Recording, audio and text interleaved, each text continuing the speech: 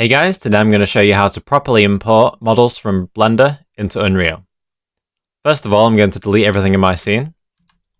Second, I'm going to go up to this tab here, set the length to metric, and the unit scale to 0.01. We then want to zoom out, press N, set the clip end to 1 kilometer. We then want to get our mesh into the scene.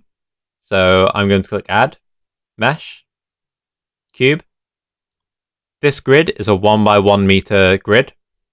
So this cube is a 2 by 2 by 2 meter cube. We're then going to click File, Export, FBX, save it where you want it. So I'm going to save mine to this directory. I'm going to save it as cube. Click Export. We then want to open our Unreal project. Navigate to the folder that you want the model in. Click Import. Navigate to the model. Double click it. All of these settings should be fine. Click Import.